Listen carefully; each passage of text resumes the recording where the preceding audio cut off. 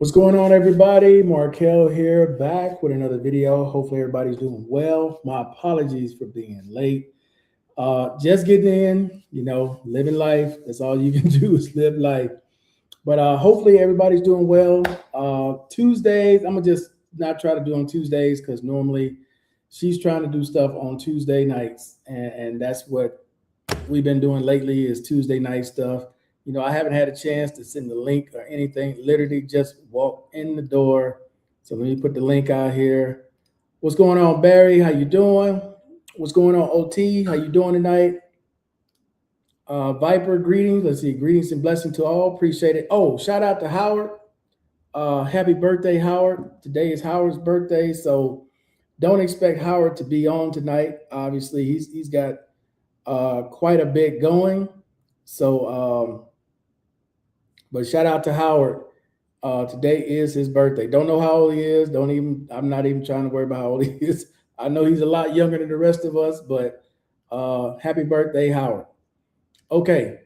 There's a lot of stuff going on in the news, guys. A lot of stuff to get to. And I'm going to try to share some of this and get you guys' thoughts on this. I know there was been a few debates on our WhatsApp group with Mr. B and Howard with different things that are going on. And I don't know if I'm getting anyone on tonight. I know Tommy is abroad and Steele is working tonight. So that leaves Wally and Mr. Miles and Mr. B. So I'm not sure what they got going. So it might be a short night tonight. Just letting you know that up front. All right. So what I want to start with first, though, is this from who's it from? This is a police department that arrested a federal worker that does background checks for ICE, right? So I want y'all to see this and hear this, right? And then give me your thoughts on this.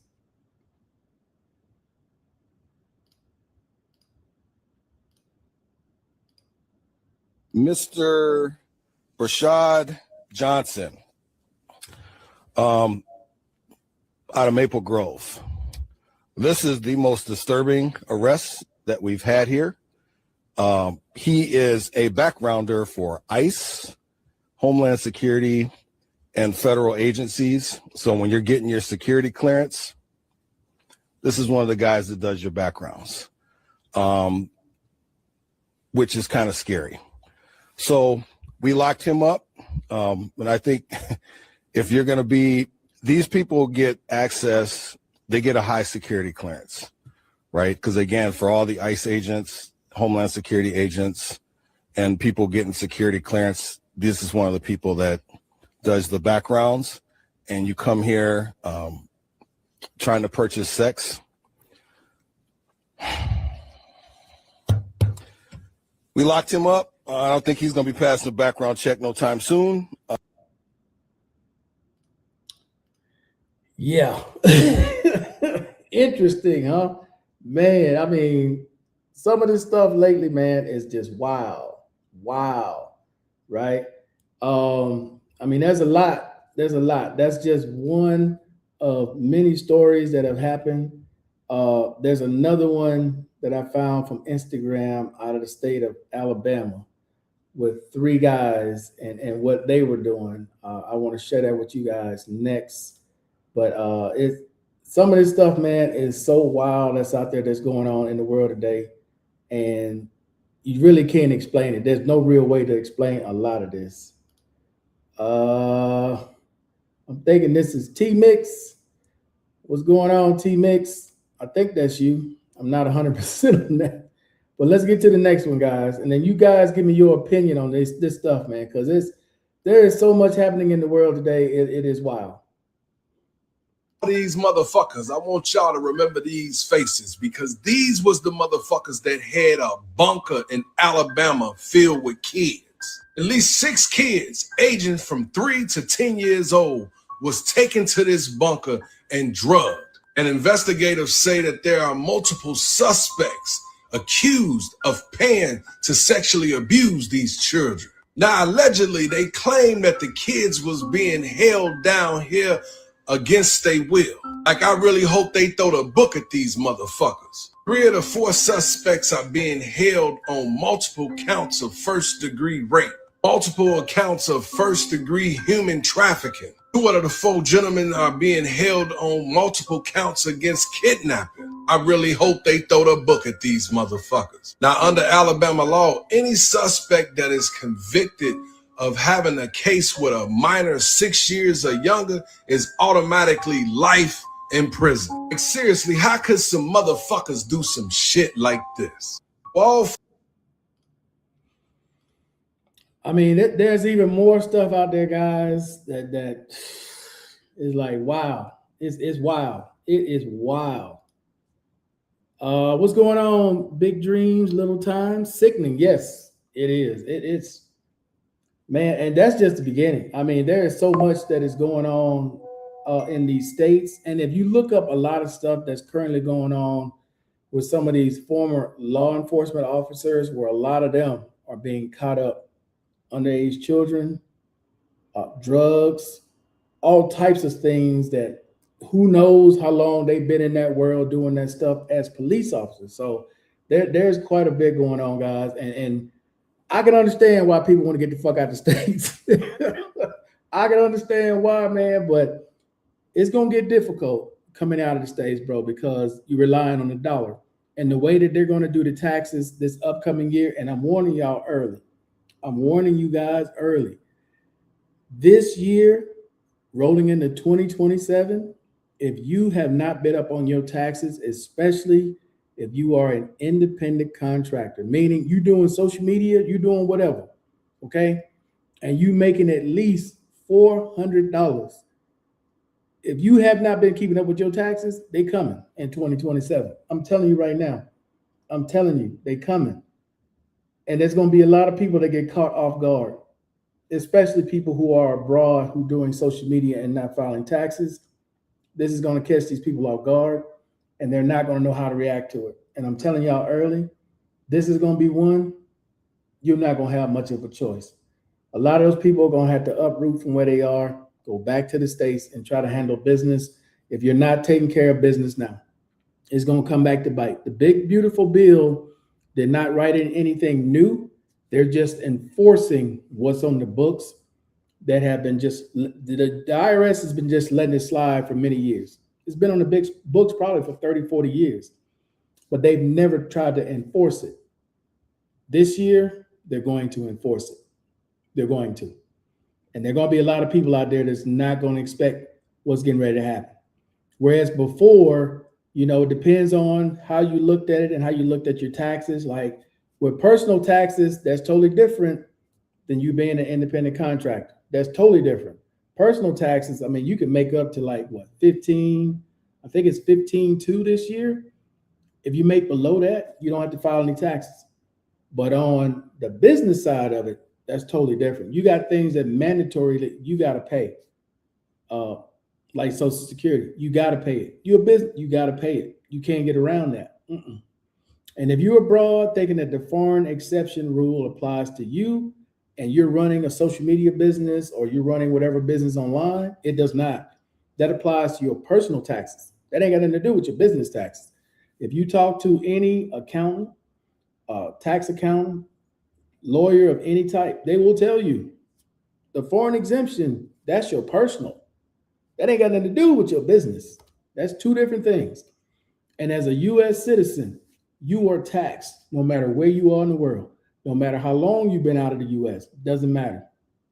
Does not matter. You're a U.S. citizen. You're subject to taxes. Okay? So if you're on social media and you've been filing your taxes and taking care of your business, you ain't got no worries. But if you're one of those people that decided that, hey, I'll worry about it later. If they ever send me that letter, I'll worry about it when they send me that letter, 2027, they're going to send you that letter. Without a doubt. Without a doubt. That's why I have demonetized, because my tax situation is set. I don't need any other income coming in to change where I currently am here in Colombia or where I am in the US. I know what to anticipate every year here, and I know what to anticipate every year in the US. even adding a few $100s will change my tax situation here, and it will change it in the US. And it's like, I don't want that. Don't want that at all. So for me, it wasn't worth it. Like I still do YouTube and still have fun doing it with the guys, but as far as trying to make any money off this, no, it's not. It ain't worth the headache for me. It's not. It's really not. I'm good with what I got coming in from the sources I got it coming, and this will just add another headache. Them changing the rules and making it very specific about what they're asking for. So it's just not worth it to me. Okay. Now, with that being said, guys, are there any questions you all have at this point? I would share some more stuff, man, but some of this stuff, man, is so graphic that it could be a little bit too much. But I also want to share with you guys, though, the difference between being in the U.S. dealing with the police and locally how people deal with the police here. It is totally different, right? Like if you put your hands on a cop in the States, yeah, that's pretty much a wrap. They're not going to hesitate to beat you down to the ground. Zero hesitation in that, right? But abroad, depending on where you are in the world, it's a totally different situation, right? So I'm going to show you a video of how some locals can do stuff and get away with it, and how I would not advise any foreigners to try this, okay? But locals, different story with the police here, very different, because a lot of the police live along with the locals in these barrios. So they got to be careful with what they do and who they do it to, unlike in the States. So I'm going to share this real quick, man, but yeah, it's just different abroad. So you got to know where you are.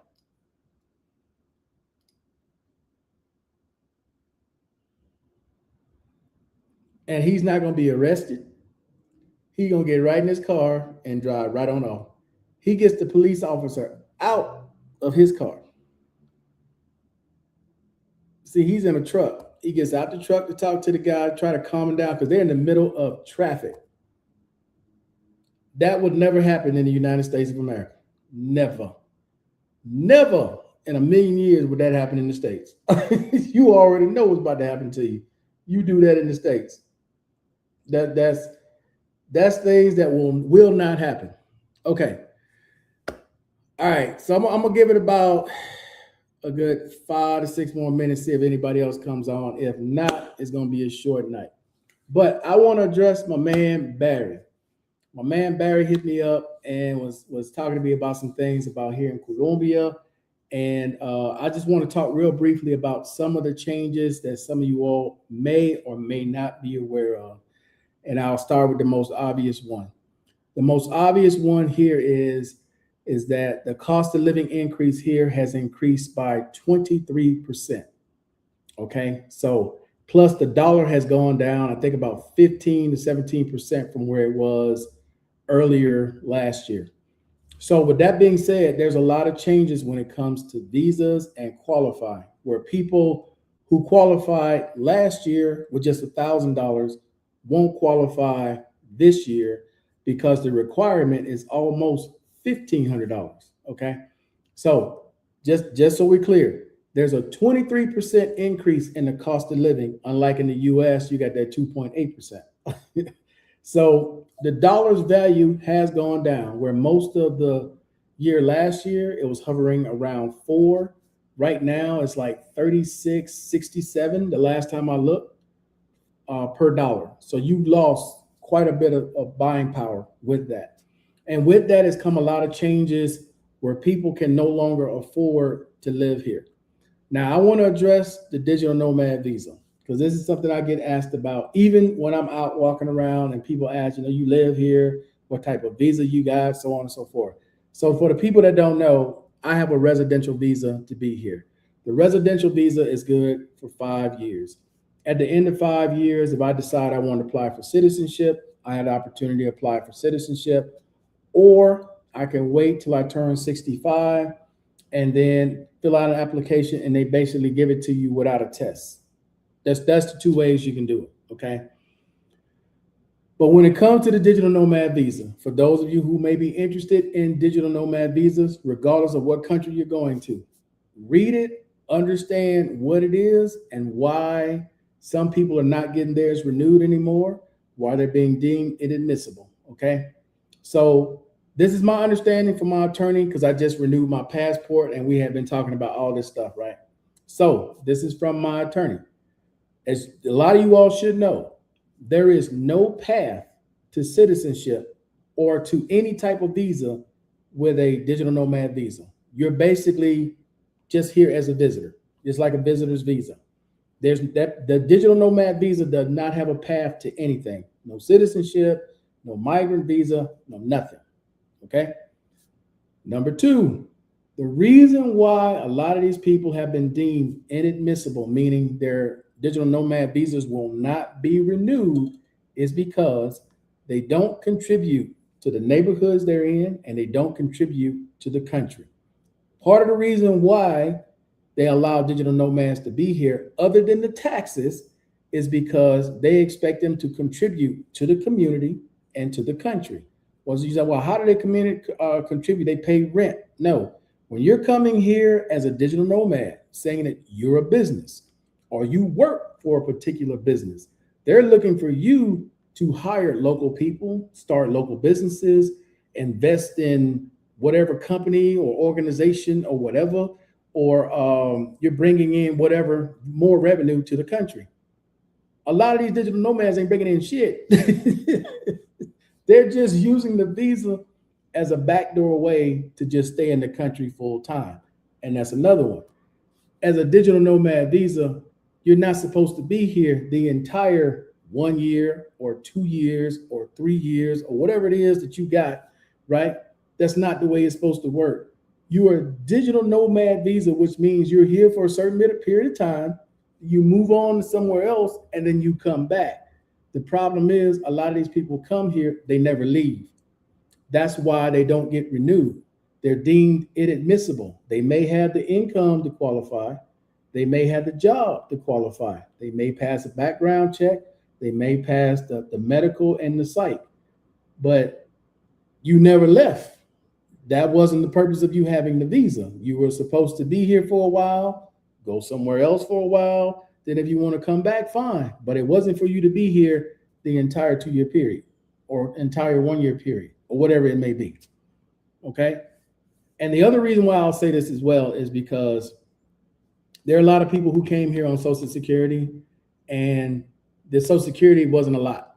Like there's some people and there's some who are making videos on YouTube now talking about why they have to leave Colombia and go somewhere else. It's simply because they won't qualify for a visa again this year. Like if Social Security is their only income source and it's basically under $1,500 a month, they're not going to qualify again for another visa.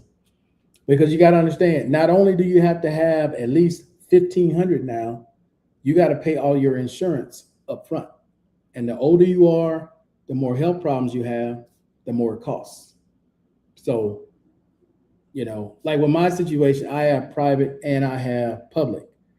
I could just have public and not worry about the private, but I'm not going to take that risk. But when it comes to the public insurance, it's pretty inexpensive. I mean, you can get plans as low as $15. And this is another reason why a lot of people don't get renewed, because it goes by how much you show you make. They use a percentage. I think it's like 12.5% or whatever you show you make. So just to give you an example, at 100%, or just say $4,000, you can be paying close to $300 a month just for public health insurance. That's not to mention private health insurance. What's going on still? See you in the background. So it all depends. And then whatever your health issues are is just going to add on to that. So with private, I found a lot of times with private insurance, and if you have issues, because I used to have Cigna, my Cigna health insurance was like $525, $530, something like that a month with Cigna. And this was before I was able to get public health insurance. Okay, so it all depends. It just depends, right? But there are a lot of changes that they've made here in this country for people who are thinking about coming here, I would just tell you, do your research and understand. Let me see, top of the evening at work until, okay, you there till 10? Okay, I'm gonna try to hold out for you still. since you're not that far away from your job, I'm gonna try to hold out for you. I don't know if anyone else is coming on tonight, but I'll try to hold out as long as I can. All right. So back to this, right? So, and I know there's a lot of you all who are looking at going abroad, and I try to be upfront and as honest as I can based upon my experience of living here and then living in other places. I would say if you're trying to stay in these countries full time, first go visit, see if you even like it, right? I mean, you got to get over the honeymoon phase when you first get there to see if there's somewhere you really want to stay. And then stay in different areas. Don't just stay in one spot and then go, oh, okay, everything's cool, this, that, and other, because you paid for a particular time with an Airbnb, and then you never have to deal with day-to-day or everyday living here or having anything go wrong, right? That's the problem with vacation, is you're only there for a certain amount of time, everything is paid for, but people don't anticipate having problems. And that's part of the problem with people who come on vacation. They think that their vacation life is the life that they're going to have the entire time, regardless of where they go in the world. Now, that might be the experience for some, but if you are coming to a country and you're basing what you know off vacation, you're going to catch hell. You're going to catch hell, because there's always little things that come up you don't anticipate that cost. And if you don't have your income squared away, you're going to find out quickly that a lot of these countries that these people keep telling y'all are so much cheaper, they're not. Because a country or a city, like, I'll just use the city of Medellin, for example. The city of Medellin makes up money in other ways. I'm going to give y'all a few examples of how they make up money in other ways. Because people love to tout the rent. Okay. Is the rent cheaper in some locations? Like where I currently live, my rent is $1,500 plus. That's what I pay for a 1-bedroom, all utilities included, in the Golden Mile area, right? It's 15. I think I just paid $1,525 is what I paid for my apartment. Okay. Typically, when the dollar is higher, it's just under. Is right around 14 or close to 14. Just depends on the exchange rate, right? But for the people out there that say, oh, no, man, I know people who paid $300, $400. Cool. But here's where they get you. Because you're going to want to buy a car, because I'm going to get one this summer. You're going to want to buy a motorcycle or some other way to be more independent, right? Because I do have a driver, but again, you want to be more independent. Well, how do they make it up? Gas. In the US right now, y'all are averaging like $2.28 a gallon. Regular gas here is $4.60. Premium gas here is almost $7 a gallon. They make it up in other ways because people are so quick to tout rent, and then they tout the street food. Okay. But Colombia makes it up in other ways, like with health insurance. I was just explaining the visa. You got to pay all your health insurance up front.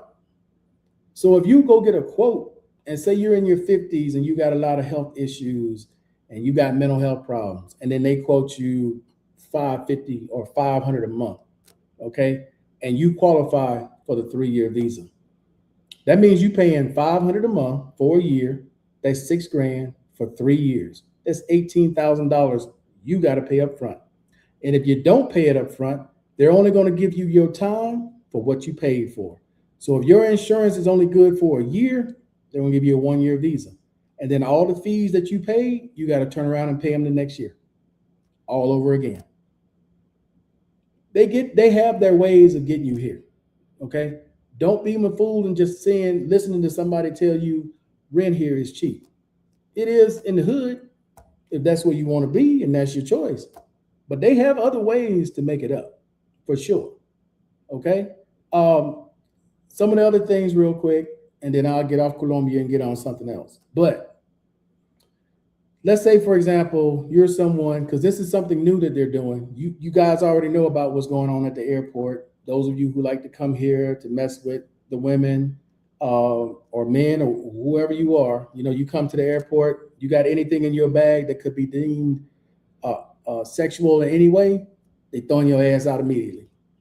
There are people, see, the only stories y'all really hear about are the real crazy ones, like the dude that came with a suitcase full of condoms, the dude that came with a suitcase full of sex toys. Y'all hear about those all the time because those make the national news.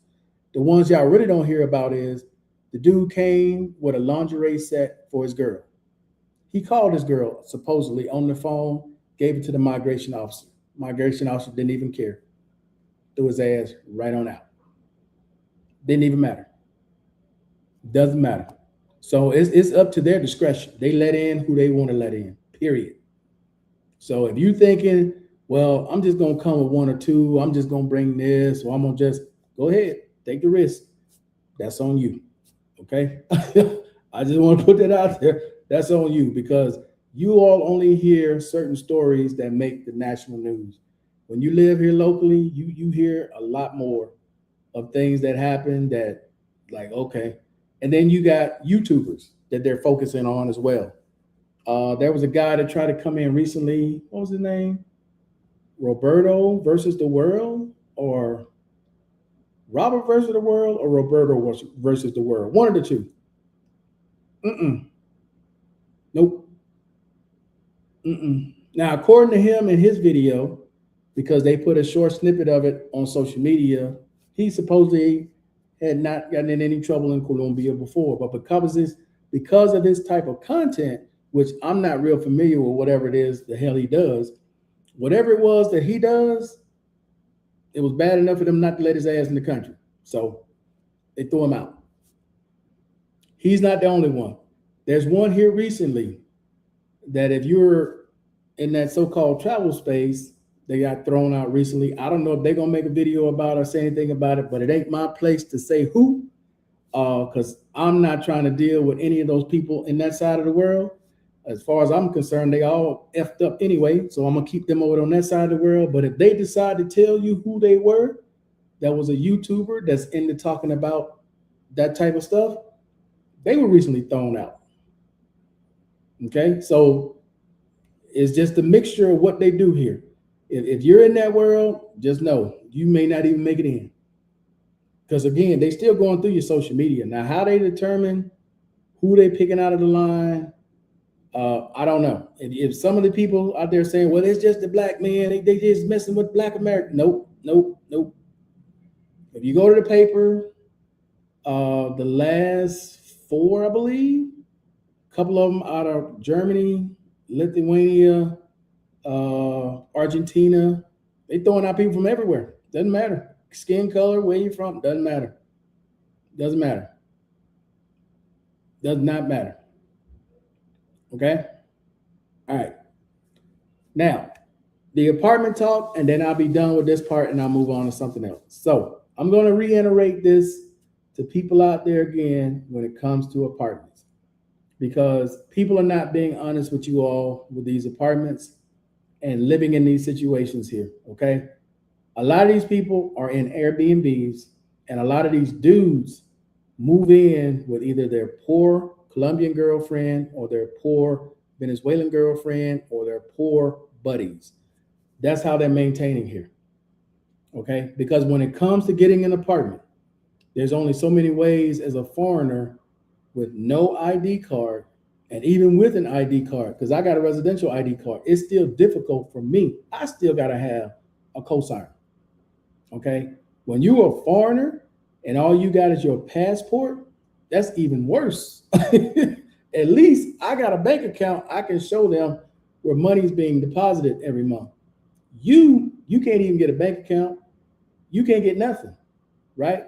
I can go open up accounts with the local power service, gas service, and water, which is EPM, same thing, where you got to have a cosigner for that as well.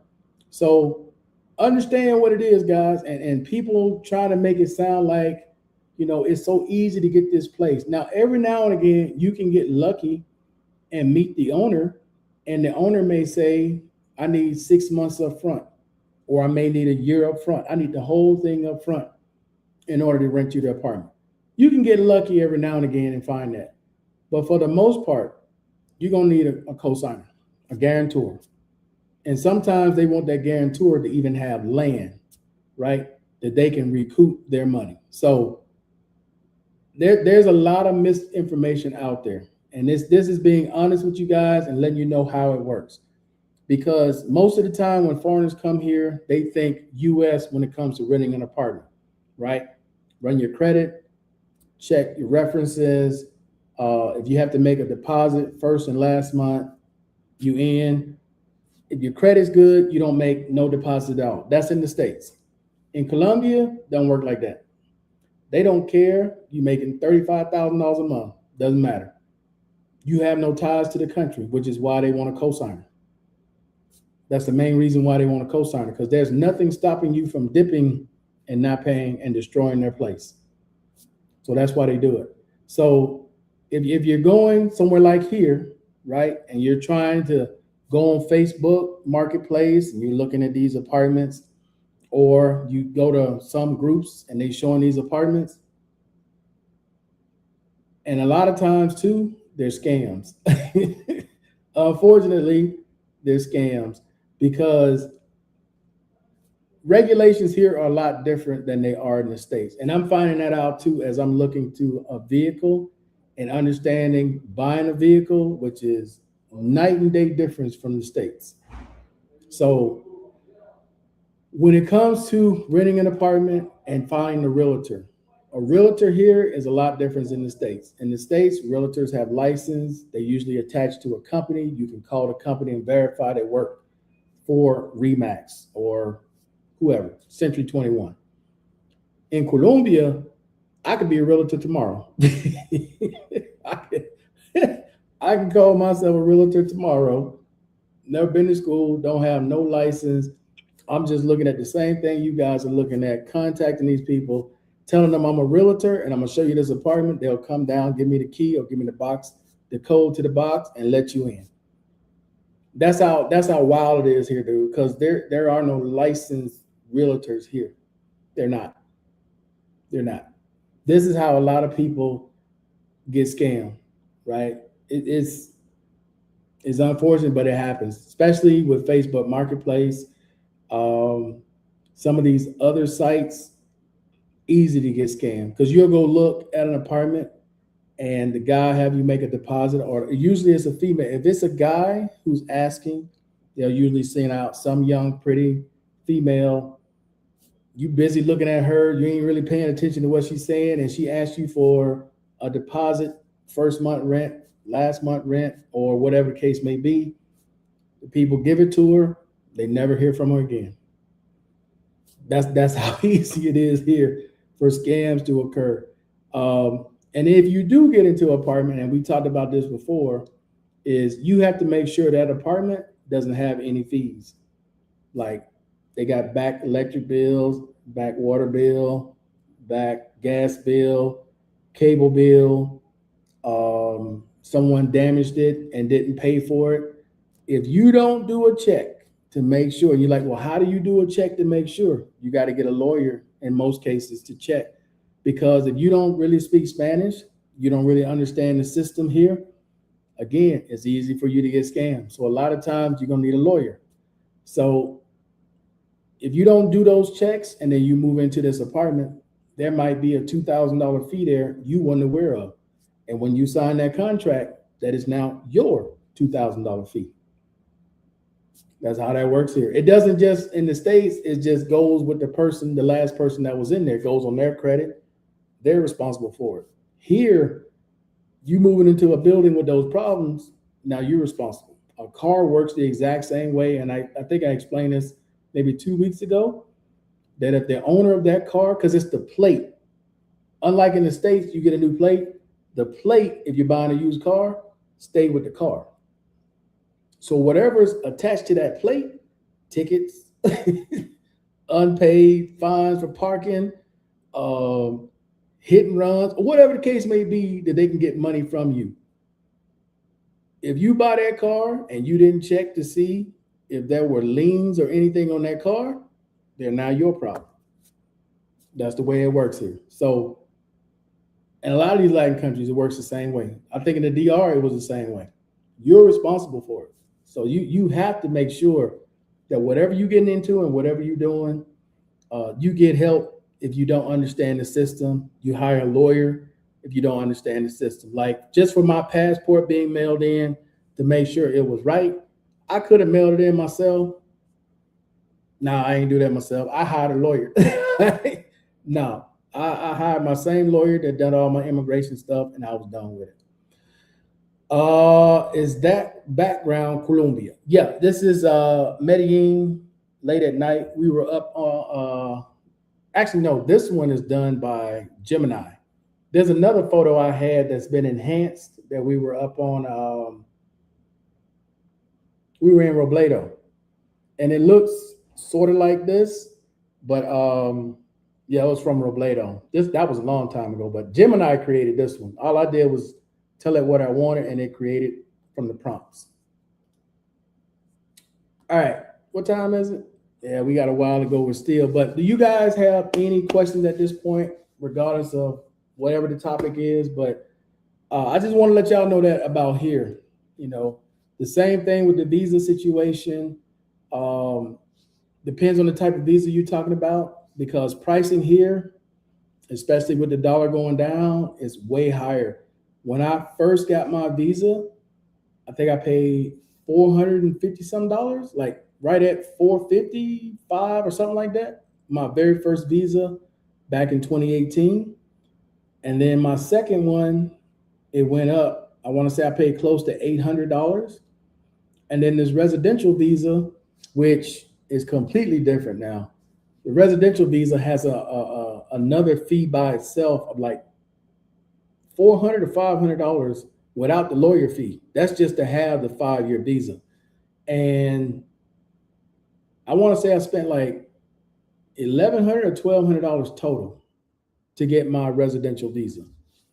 Now, the next part in the next 5 years, if I don't go for residency, it shouldn't be that high, but I'll let you know.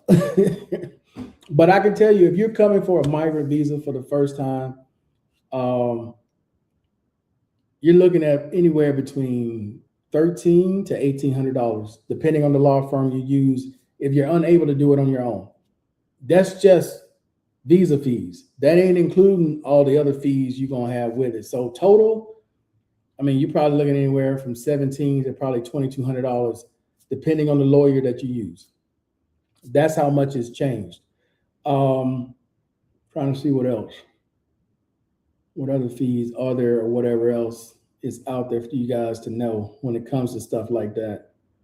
I already told you about the increase. I already told you about the minimum qualifications. I already told you guys about the insurance requirement. I think that's pretty much all of it that's covered. You know, the biggest thing though, dude, is like, don't get scammed. Because that's one of the biggest things I've noticed online with a lot of people is they tell people what they want to hear instead of people actually doing background checks, double checking to make sure what people are saying is correct. It's just don't get scammed. Don't fall for the okie doke, right? Because I remember during COVID, do y'all realize during COVID that because people didn't understand Spanish, they would pay someone who was basically a tourist here to tell them where they could go get the COVID test to leave, right? And I'm like, why would you pay for that when that's free? All you got to do is go to the embassy's website and it tells you where all the locations are in the city you're in for free. That's how people get scammed. Same with a bank account. I remember a guy telling me once he was in the DR. He used one of these YouTubers that used to be in the DR. This was probably back in 2017, 2016. Paid this YouTuber to help him get a bank account when all he had to do was walk in the bank himself. The people spoke English. I mean, there's little things like that, man. It's like, I personally don't understand those things. Like, what do they call themselves? concierge. No, what do you call themselves? You know, when you pay someone that's supposed to be helping you when you land and they take you around or whatever it is, what do you call those people? Oh my God. I can't think of what you call them, but you know, they be online advertising. Is it concierge? No. What do they call themselves? They be online advertising that they'll take you around the city and they'll show you everything and they'll hang out with you. What the hell you call those people? I forgot, whatever you call them, right? And people will pay them like $400, $500, $800 to like just hang out with them because I guess they scared or they're bored or they don't speak the language or whatever the case may be, right? I don't understand that concept. I don't. A guide, yeah, but they call it something else though. It's not guide. Consultant. Is it consultant? No. I don't know what you call it. I forgot. No, it's not chaperone. I forgot what they call it. But anyway, I don't understand. Y'all have to help me understand this. Why would you pay a grown man who really don't know much more than you do? Because a lot of these dudes that do this are tourists, just like you. The only difference is they may have come 3-4 times before you've come there, but they're essentially tourists. And what I found from like talking to people who used those guys before is like most of them couldn't even speak Spanish. They didn't really know where nothing was outside of the tourist spot. So I'm like, well, why would you pay these people $500-$600 just for companionship? It's like, I never understood that. Never understood it. Let's see, still got a little over an hour. So if you don't want to hold on, then that is, oh wow, you still got over. Okay. Yeah, nah, dog. Nah. Yeah, this is gonna be a short one tonight. Let's see. A sponsor. No, what you do? Okay. Let me try to describe it. So let's say I'm a YouTuber online, basically hustling, trying to get people to book my service here in Colombia. What do you call that? And I'm saying, I'm gonna show you around. I'm gonna show you the tourist spots. I'm gonna show you where the working girls are. I'm gonna show you where the malls are. I'm gonna show you El Centro. What do you call those people? I can't even think of the damn name of it. No, I ain't facilitator. What? They have a name that they call themselves. It's something like concierge.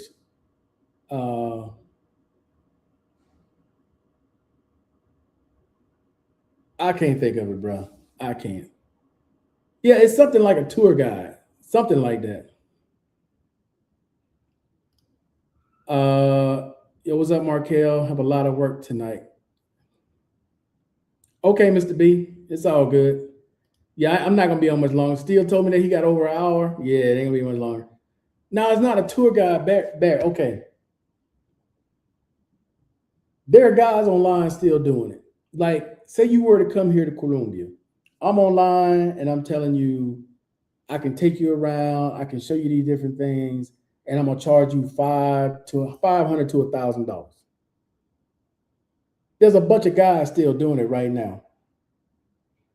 But they call themselves a certain thing. It's not a tour guide, but it's basically, essentially, it's a tour guide. But what the people who are buying the service don't realize is that shit is illegal as hell. Because in this country, it ain't illegal for me because I'm a resident. If I wanted to start a tour guide service, I can do that as a resident. You as a tourist, man, the worst thing you can do is go to another country and you dealing with somebody who got no license, no insurance, and you get jacked up. Both of y'all going to jail. Both of y'all going to damn jail. And that's what I never understood about that. It's like, how are you selling a service in a country you have no ties to? That was the most oddball thing to me I've ever heard, ever. And it made absolutely no sense. Yeah, it's something like a tour guide, but they call it something else. I can't even think of the name of it, man. It's something like concierge or consultant or I can't think of the name of it, bro. I appreciate y'all trying, man, but I can't think of the name. But anyway, for those of you who are out there considering doing this, understand that is illegal. Y'all do realize that, right? It's illegal. You cannot go to somebody else's country, call yourself doing something that there's already an industry doing it, and you're just a tourist. It's like, come on, man. Cultural ambassador. I like it, but no, that's not it. Hey, that sounds pretty good. I'm going to use that one. But no, you can't do that, man. That's the part of the problem, man, I have with a lot of this stuff, bro, is that people get caught up in illegal shit. And it's like they're innocent doing it because they don't understand this is not America. You can't just set up shop anywhere and you have no ties. Like, you got to get an actual work permit to work in these countries.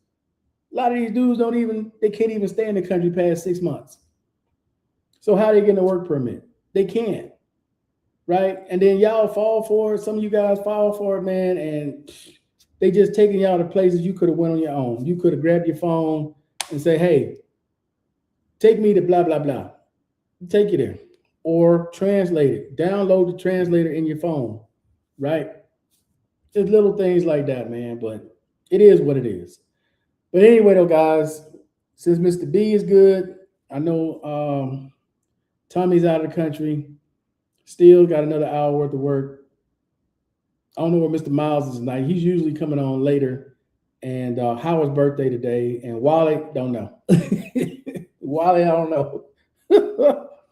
But anyway, though, man, I appreciate everybody sticking with me this long. Hopefully you learned something out of this. Hopefully I was able to give you guys some information you can actually use to help you. But I will say, though,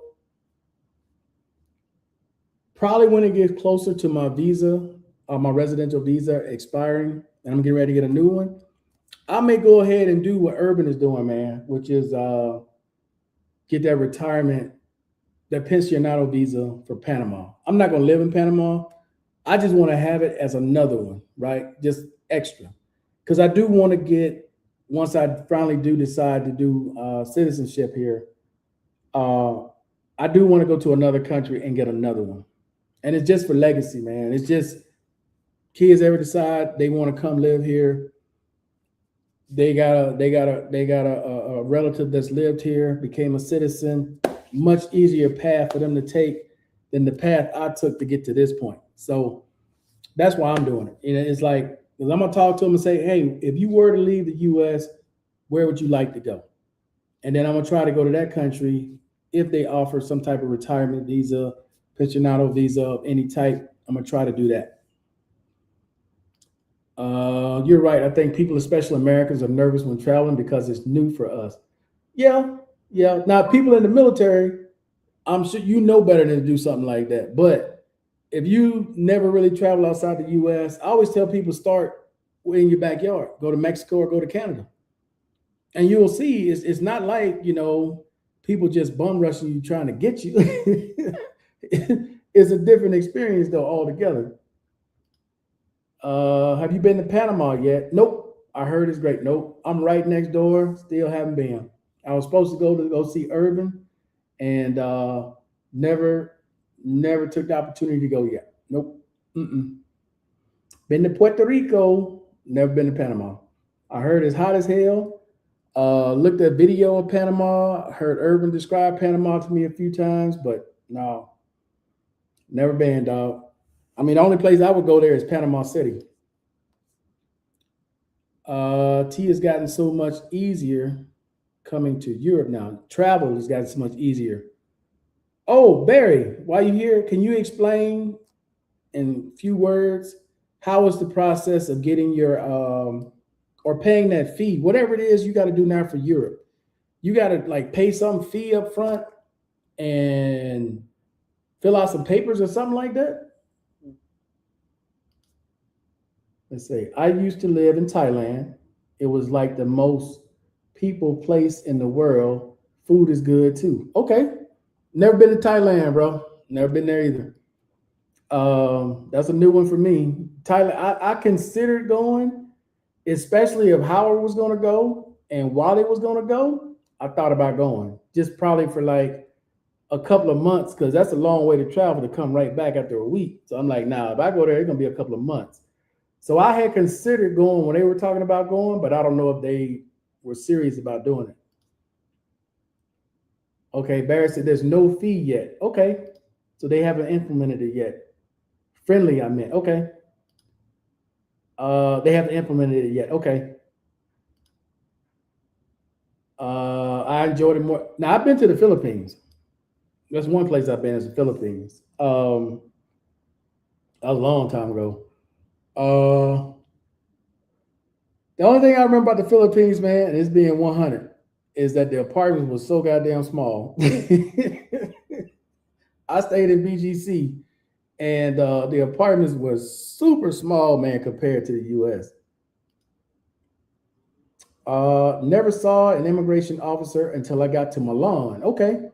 Hopefully, you didn't have no issues when you were there. Cost of living was really inexpensive for good quality biometrics on doors, everything. Okay. Now, man, I gotta tell you, bro. You know, I'm real skeptical when people talking about cost of living is inexpensive because, like, here people tell you cost of living is inexpensive.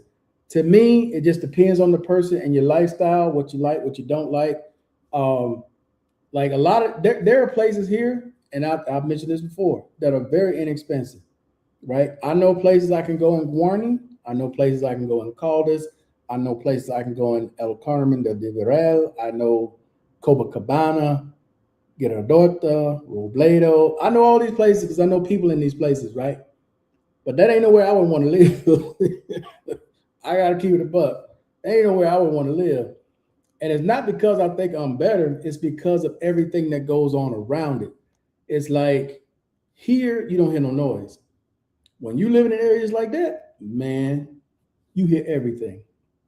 Everything. And then 6:30, 7 o'clock in the morning, they running through with the bullhorn talking about selling strawberries and bananas. Then about noon, you got the mariachi band coming by. And I know all this because I visit my friends and we be sitting in the house talking. Next thing you know, you hear all this noise coming through. I'm like, what the hell is that? Oh, they just selling fruit. Oh, no. Oh, they out there singing, serenading somebody. Oh, no. No. Like over here, you ain't gonna hear none of that over here. Since this new mayor came in office, you come through here talking about selling avocados or strawberries, they're gonna put your ass straight in jail. Only because the scanner was acting up. Okay. you let some of them come over here. I can open my window every day for the next month. You are not gonna hear one person going up and down this hill talking about strawberries, avocados, or nothing. Your ass is going straight to jail. And you can tell the difference too when you're in the barrios versus when you over here in this area, because this is a strata 6. Bruh, the streets get real narrow. Ain't nobody wearing no helmet. That's when you know you're in the hood. When ain't nobody wearing a helmet on a motorcycle, nobody wearing a helmet, and the streets are so narrow, only one car can go at a time. Whichever direction you going in, other people got to wait till all that traffic go, then they go. You in the hood. Biometric runs everything here, facial recognition, all that, even in Seattle, if you have clear pass. Okay, that works. Biometrics to get into your apartment homes, so nobody outside your family can get into your place. That's pretty cool. Here we still have, guards. We got regular guards. I do have that on the door. I just never had to use it because you can't get in here anyway, right? We got armed security guards here. If you come up to the gate, well, first of all, you got to know whoever it is, whole name, apartment, and their phone number. You ain't got all that, you ain't getting in. And then they got to call first. They call you, they ask, do you know who this person is? If they've never been here before, you know who this is? Nope. Okay. And they send their ass packing. You got to go. So now I have it, but I just never use it. But all right, guys, that looks like that's going to be it for tonight. Thailand is still a possibility for me. Never been. Mike is convincing me from watching his videos. Maybe try Vietnam. Maybe. Not sure about that. But definitely, I got to get to Panama. Urban sent me some stuff from Panama, man. Some of those places in Panama are pretty nice. They pricey, but they pretty nice. It's a lot more than I'm paying here.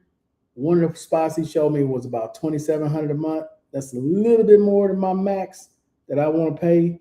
But it was pretty nice. It was pretty on point.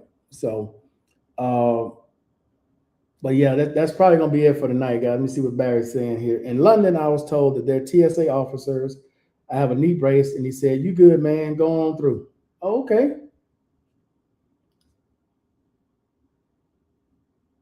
Yeah, I heard Vietnam is great, cheap too, for great quality.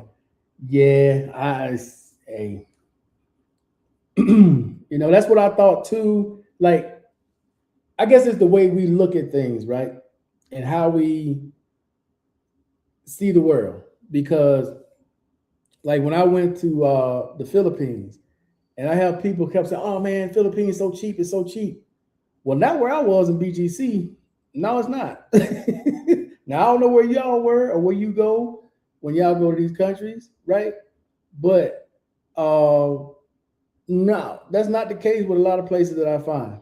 It's not, because in the DR, okay, I stayed in Boca Chica for a while, and Boca Chica was very inexpensive living on the beach. That same boathouse, you're never gonna get the same price I had before. And I only got that because I knew some of the people who worked there before. I had met them a long time before, and that was the only reason I got that price. But believe it or not, in 2016, 2017, I used to only pay between $550 to about $600 and some dollars a month to stay at the boathouse. You literally on the beach at the boathouse, okay? That same boathouse, I think those rooms are anywhere from $125 to maybe $150 a night to stay at the same boathouse I stayed in, right? And this was 10 years ago, 11 years ago. So yeah, times have truly changed. When I was in the Philippines in BGC, I rented this apartment. It was above like a mall that I remember. I want to say it was like $1,100 back then to rent in BGC. So I'd imagine that apartment now it's probably $1,900 a month. In the DR, right? Like I was saying, I was at the boathouse, but before then, I had stayed on El Conde a couple times. Yeah, don't do that. Don't do that. But I stayed in Bay Vista and I stayed in Pantini. The apartment I had in Bay Vista was a 2-bedroom, 2-bath, and it was right around 14, 13, something close to 14. And then the one I had in Pantini, it was around the same, 14, 13, 14 a month, something like that, right? When I was in Mexico City, I can't remember the damn name of that city, but it's the city has the lowrider as a statue. Some of y'all have probably seen it in Mexico City. I forgot the name of the area. God dang it. Oh my God. I can't think of the name of the area. But I stayed at an Airbnb there. I want to say it was like $1,200, $1,300 for the Airbnb there for a month. And then I ended up living in Playa del Carmen down from Cancun. And that one, that was like $1,200 a month, somewhere in there, to stay in Playa del Carmen. Now, this was back in the days. I know that apartment now, that area I was in then, it's got to be $2,000 or more, easily. Let's see. True, I used to live in Makati. Okay, not a lot of space. Hell no. Like, I've been to Makati. What's the other one? Quezon City? Is that what it's called? Quezon? I forgot which one it is. Makati. And then I went down to Manila, like the downtown area. That was a mistake. That was a mistake. No. Philippines was okay.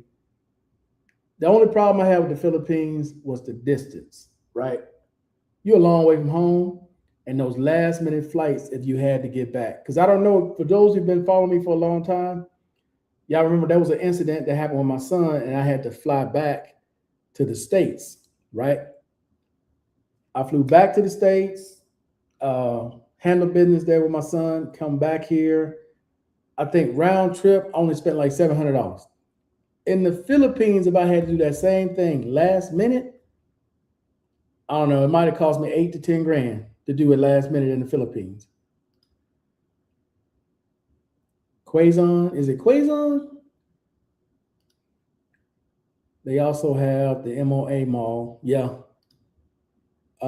Squatters areas are crazy too. Yeah, that's what I'm saying. I went down, okay. And I told the story before.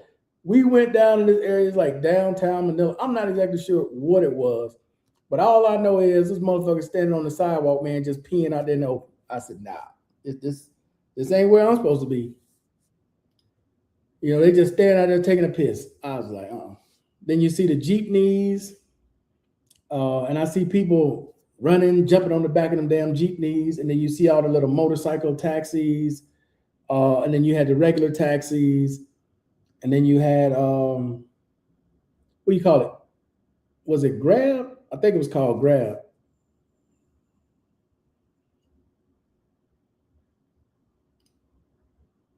Is that J Love? I think it is.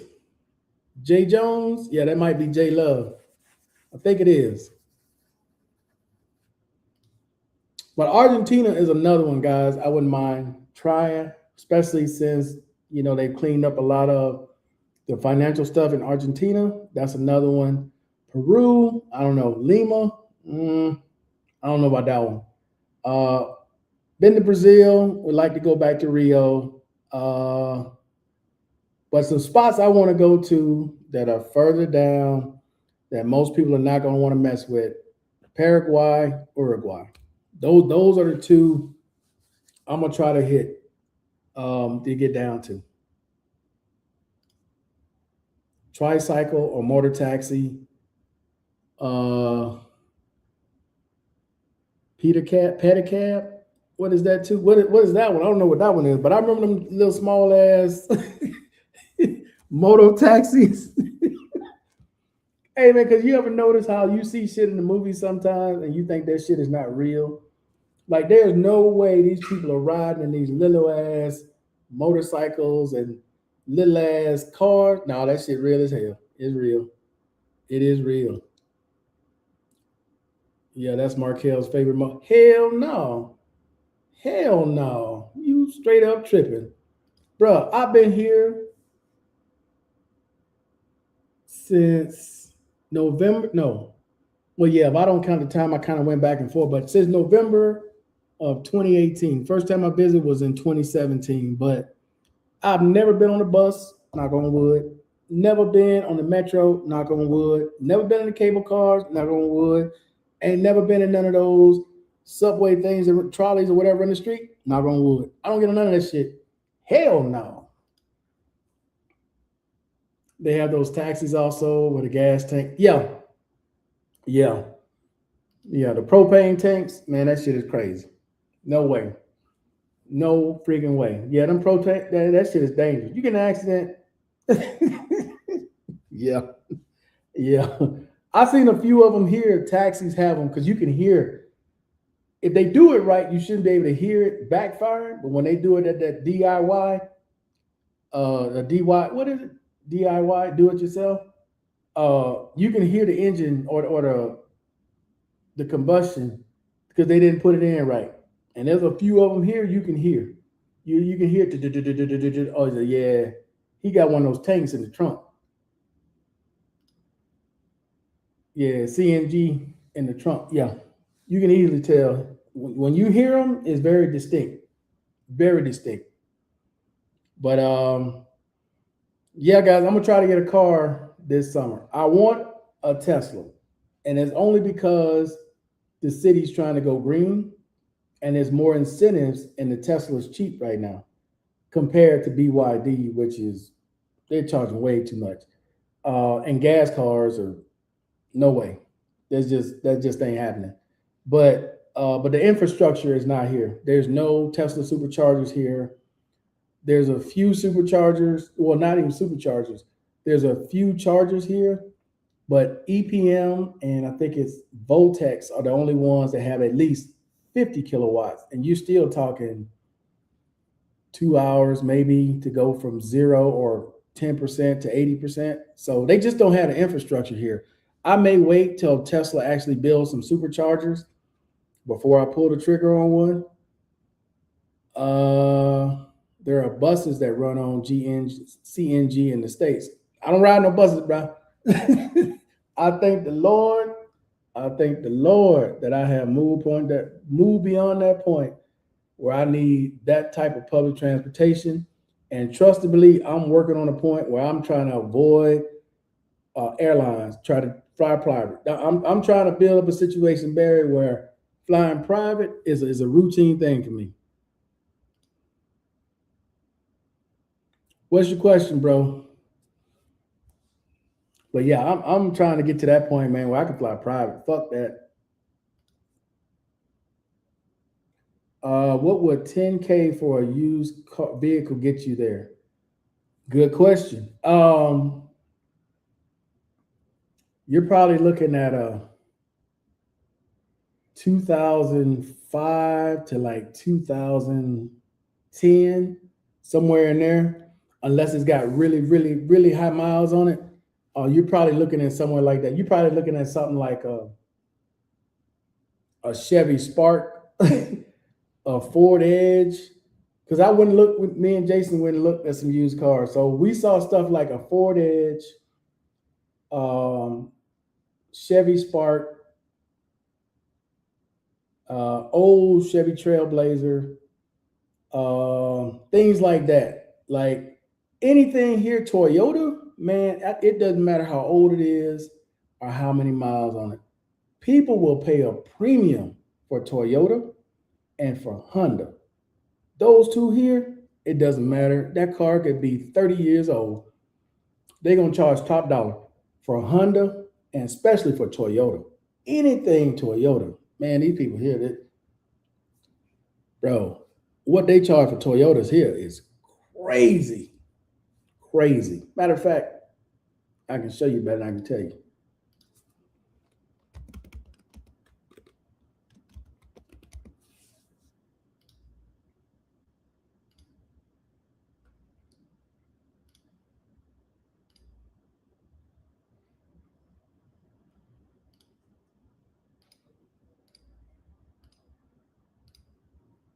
All right.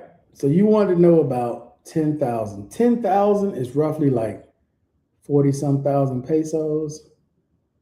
So hold up. Where is price? Oh, it's right here. We'll say 70 millones, right? That's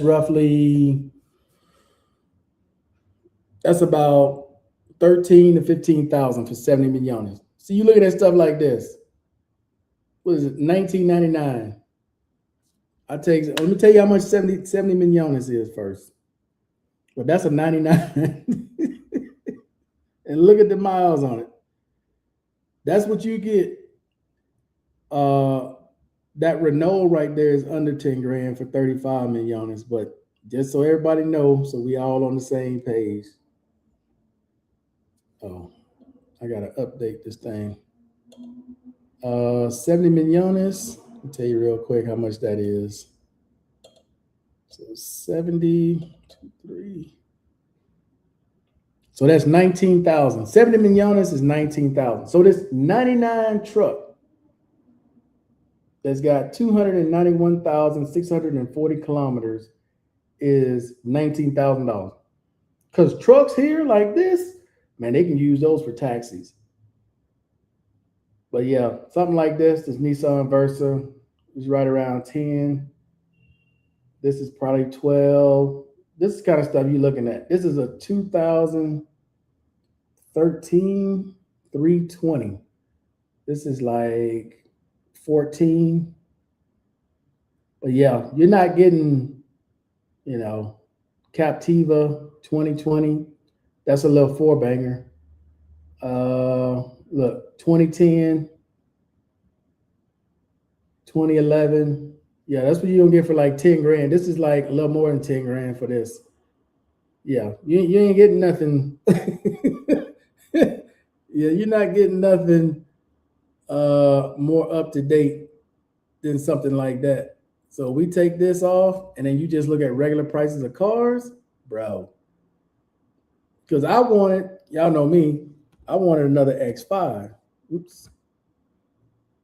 And when I saw the prices for used X5s, and that's just the beginning, Jay. Here they have what's called a consumption tax, and it's 5% of what you pay for the car. So if you pay 100 grand for the car, you literally paying $5,000 every year for that one. That's not including the insurance or the plate. That's what I'm telling you, man. People are always so much cheaper. I'm like, what? Where are y'all living? Because it can't be the same place I'm living.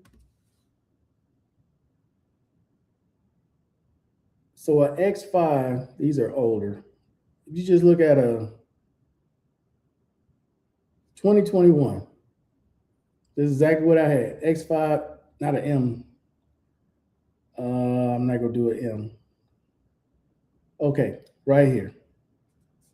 309. This is a used car, 3 years old.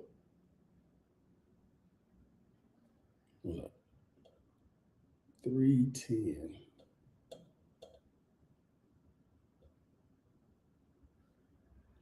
So that X5 is about $85,000, which is insane. You could buy a brand new X5, no miles, for about 3 grand more in the States. And this is a 3-year-old one. I'm like, man, it's crazy. These prices here are crazy. No, not hell no. You ain't getting nothing here, Toyota. Not for that price. Oh yeah. So if that's the case, what's driving like there? I just assume it's hectic like Mexico, so I don't want my car dinged up if I'm spending money. You just got to stay out of certain areas. Like I rented a car, and I stayed around this area that I know, from El Tesoro, here in Poblado, Envigado. I went out to Llano Grande, Rio Negro, and La Ceja and El Retiro. I just stick with in Las Palmas. I stick to places that I know. All this other shit going back the other way, like going to Bello or going to Robledo or going to Laureles or any of that, I don't go none of them directions. I ain't got no reason to go over there. I go in none of those directions. A bit about buying a vehicle there, then Jay, because Dings is right. It's the rite of passage. I never go in those directions, so I stick to what I know around here. And you got to understand the parking situation too. Being a disabled veteran, I get to park in a handicap spot. That's the big spots. Because when you park in here regularly, there ain't no space. You are literally like this in those cars. So yeah, if you driving a big SUV here, yeah, you got dings. Ain't no way to miss it. Unless you're in the handicap parking, there's no way you don't have dings. No way. And that's another way that they get you here. Again, these people that say it's so cheap, I don't know where they living. The tolls, right? They just went up, and everywhere cost. Everywhere. Y'all tell me another place where they charge you to go to the hospital to park. You going to the hospital to visit somebody, they charge you to park at the hospital. They charge you to park in certain malls. Not every mall, and I don't understand the difference, but certain malls, the high-end malls, at least El Tesoro, they don't charge you there. But they charge you at Oviedo's, they charge you at Santa Fe, they charge you at Monterey, they charge you at Viva. Most of them they charge, but El Tesoro, they don't charge for whatever reason. I don't know why, but they don't. but they get you here. The tolls, any direction you taking going out of town, you're paying a toll, going and coming back. Anywhere you parking here, you're paying, except El Tesoro. Everywhere else, you're paying. To own a car here is expensive. The fees, look, they have a tax here for a car. What they call it? It's for the lights and the roads. I forgot what they call it, but you got to pay that too. They get you here. Ain't no the cheaper shit, man. Y'all can miss me with that. Y'all can miss me with that. I live here, bro. Dude, whoever's telling y'all this in the hood, taking public transportation, ain't have no desire to buy a car, ain't got no desire to buy no luxury, nothing. Ain't even got original clothes. They walk around with Jordans, with soccers, kicking soccer balls, because no.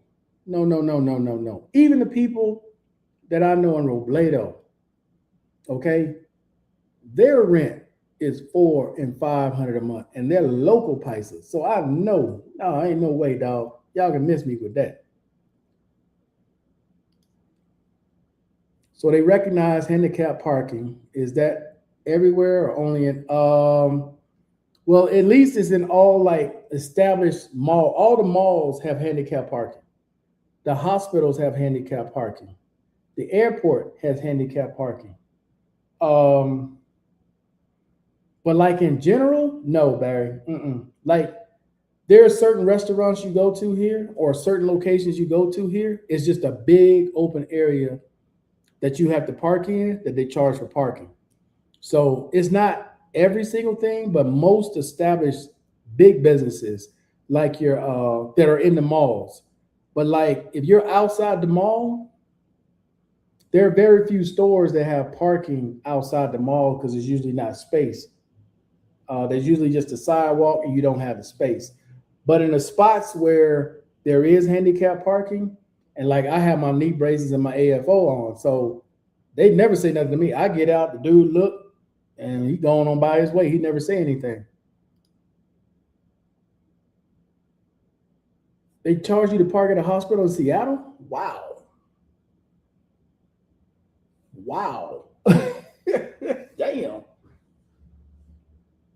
Damn.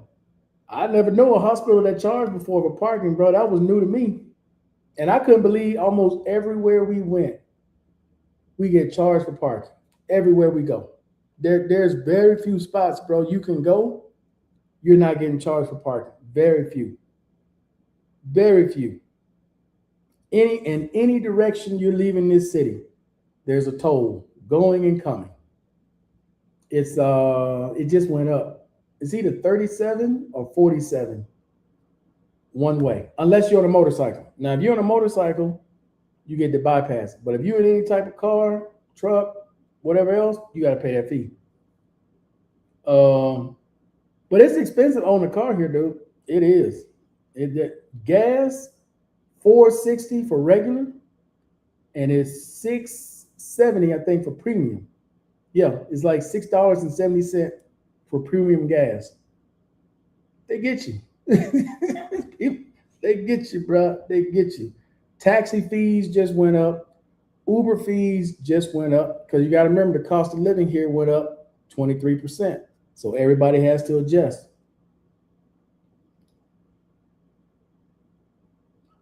Hell no. First of all, I can't even ride a bike unless it's electric because I can't use my left foot to shift nothing. So yeah, my days of riding, motorcycles like that are over. Now, if you're talking like the new electric, and I wouldn't know, hell no. I don't feel safe driving in this little roundabout here close to where I live, let alone getting out there in a motorcycle. No way. In a foreign country, bro, there's no way. No way. I ain't gonna even lie to you. No way. No way. Yeah, there's no way possible, bro. I could even attempt doing that. Now, if you're talking about the new electric bikes, I wouldn't mind. like if it was just automatic. I don't know if the electric bikes are automatic or if they can shift like the gas bikes. I'm not sure. I've only seen one here. The trikes, man, I ain't getting out there nothing open, bro. No. Now they make electric street bikes, Barry. Yamaha, the R1, they're all electric, the newer ones. And they're way faster. I know that. But yeah, I had no interest in getting nothing like that, dog. No. But like these, Barry, these electric. This is not gas at all. It's charges just like the electric cars. I just don't know about the shifter. I don't know if it's all automatic. I would imagine that they would probably try to keep it. I don't know. But I do know this is electric. These are the new ones.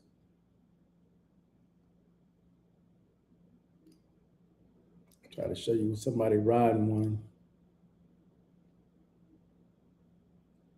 Yeah, I don't know. Does he have a clutch? I see the brake. I didn't see if it had a clutch. Is there a clutch on the other side?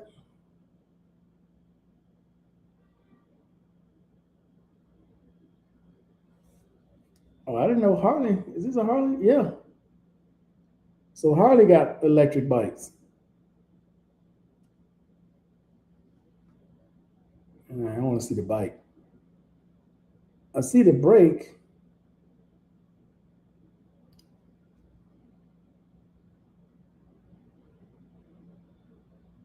Man, you need a better camera. I'm trying to see if it has a clutch. It does have a clutch. Okay. So they still got gears like a regular bike. Because it's got a clutch in it. Unless both are brakes now. I don't know.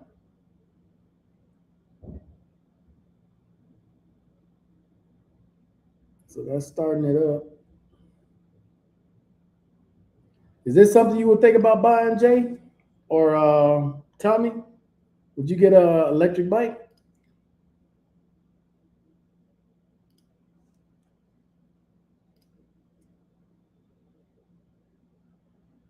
I mean, there ain't nothing to start with electric. You just turn it on.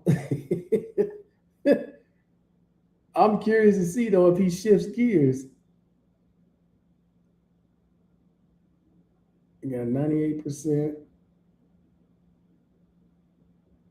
How much range does he have?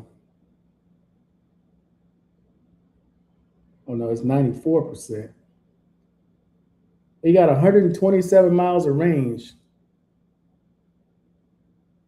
on 94%. So at 100%, he probably get 150 miles of range. That's not bad, but I'm pretty sure you can't get on it. There's no way.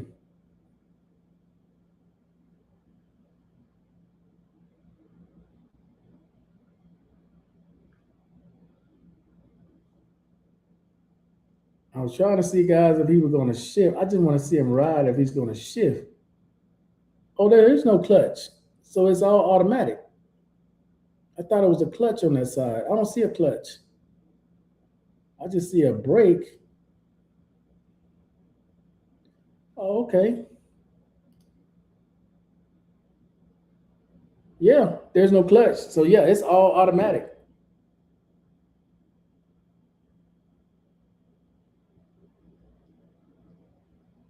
Okay.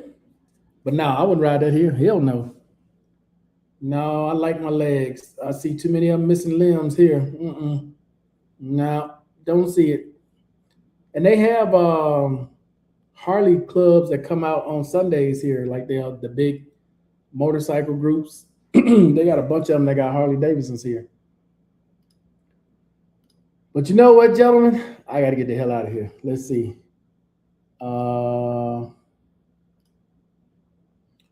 No, they don't have engine noise. Okay.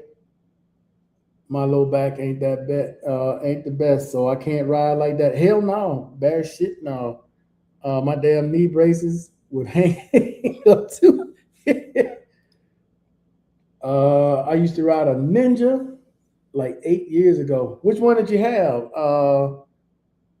Which Ninja? What size, brother? What size did you have?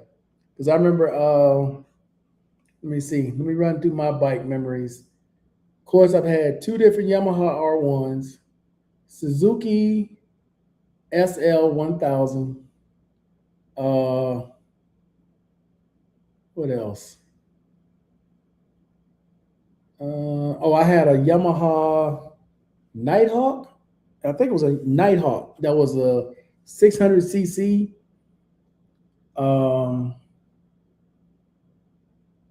What else did I have?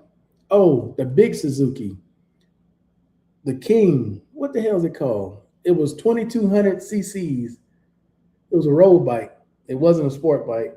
Oh my God, I can't even think of the name of it, but it was gray. Okay, Jay. A 650? Okay. It was my first bike. Okay, cool. Yeah, I still got scars, burn marks from trying to take curves too deep with mine. But gentlemen, ladies and gentlemen, rather, y'all have a good one. I tried. You know, I've been on here for like what, hour and a half? Jesus. So I tried, dog. So I've had it like 4 or 5 years and got rid of it. Okay. Yeah, man, I haven't been on a bike in years. Peace.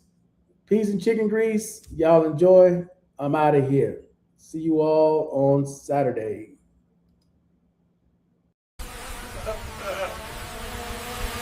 Yeah.